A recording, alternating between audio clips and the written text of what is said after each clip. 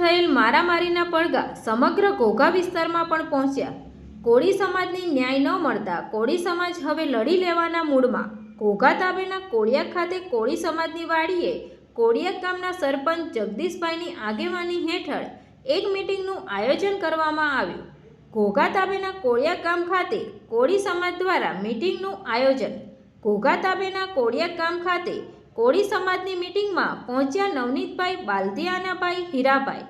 ભાવનગર જિલ્લાના મહુવા તાલુકાના બગદાણા ખાતે બનેલ મારામારીના બનાવને લઈ નવનીતભાઈ બાલદિયાને ન્યાય અપાવવા માટે આગળના કાર્યક્રમ નક્કી કરવા માટે કોળિયાક ગામ ખાતે કોળી સમાજ દ્વારા મીટિંગ યોજાઈ।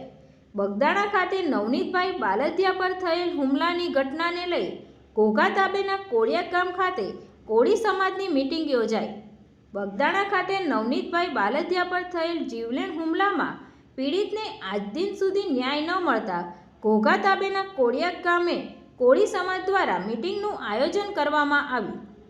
ભાવનગર જિલ્લાના મહુવા તાલુકાના બગદાણા ગામે કોળી સમાજના આગેવાન નવનીતભાઈ બાલદિયા ઉપર અસામાજિક તત્વો દ્વારા જીવલેણ હુમલો કરવામાં આવેલ તે બાબતે રાજ્ય સરકાર દ્વારા યોગ્ય તપાસ કરવા સીટની રચના કરવામાં આવેલ છે।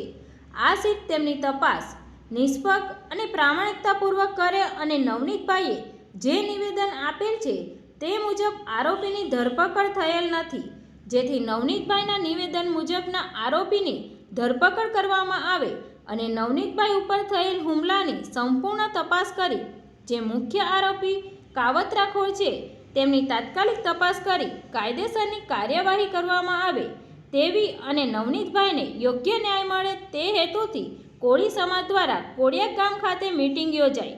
આ કોળી સમાજની મીટિંગમાં ઘોઘા તાલુકાના અનેક ગામોના સરપંચો, આગેવાનો, યુવાનો મોટી સંખ્યામાં હાજર રહ્યા હતા। તંત્રી મહેબૂબભાઈ સાથે news reader Sneha Patel, Tapasvi Gujarat news, Ghogha. મારું નામ જગદીશભાઈ સોલંકી, હું કોળિયા ગામના સરપંચ તરીકે ફરજ બજાવું છું અત્યારે। અચ્છા, જો જગદીશભાઈ ખાસ કરીને વાત કરવામાં આવે તો જ્યાં જે આપણે કોળિયાક ગામે જે કોળી સમાજની વાડીએ જે મીટિંગનું એક આયોજન કરવામાં આવ્યું છે, શું સમગ્ર મામલો છે? મામલો જે બગદાણા અત્યારે નવનીતભાઈ ઉપર જે અત્યાચાર થયો છે એમને ન્યાય અપાવવા માટે અમારે અત્યારે ખૂબ જ બહોળી સંખ્યામાં કોળિયાક ગામે મીટિંગ યોજાણી હતી।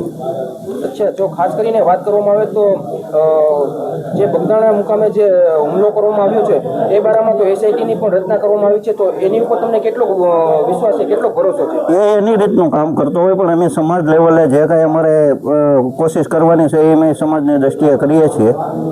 અચ્છા જગદીશભાઈ, ખાસ કરીને વાત કરવામાં આવે તો જે અત્યારે કોળિયાક ગામે કોળી સમાજ જ્ઞાતિની વાડીએ જે મીટિંગનું આયોજન કરવામાં આવ્યું છે તેમાં કયા કયા ગામના સરપંચો, કયા કયા ગામના આગેવાનો ને કઈ રીતનું આયોજન કરવામાં આવ્યું છે? આમાં ઘોઘા તાલુકા અને ભાવનગર તાલુકાના બંને ગામના સરપંચો ખૂબ જ બહોળી સંખ્યામાં હાજર રહ્યા હતા અને ગામ આગેવાનો પણ ખૂબ મોટી સંખ્યામાં હાજર રહ્યા। તાલુકા સદસ્યો, જિલ્લા સદસ્યો પણ લગભગ બધા હાજર રહ્યા હતા અને ખૂબ બહોળી સંખ્યામાં મિટિંગ થઈ છે।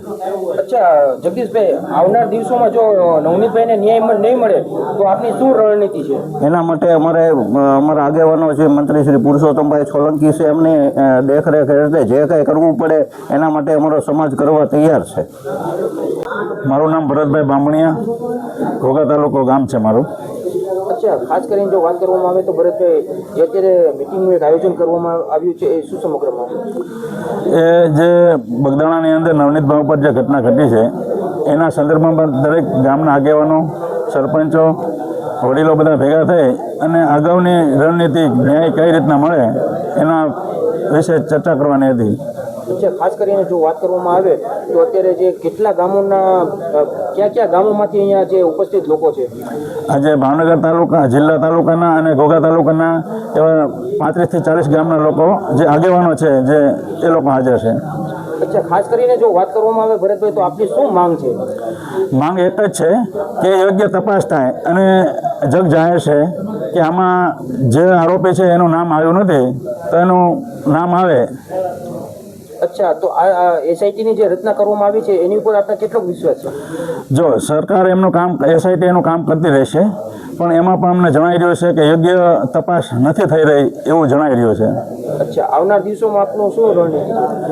જો ન્યાય નહીં મળે તો આવનાર સમયમાં આખા ગુજરાતના દરેક સમાજના આગેવાનો ભેગા મળી અને ઠેઠ સુધી લડી લેવાના મૂડમાં છે.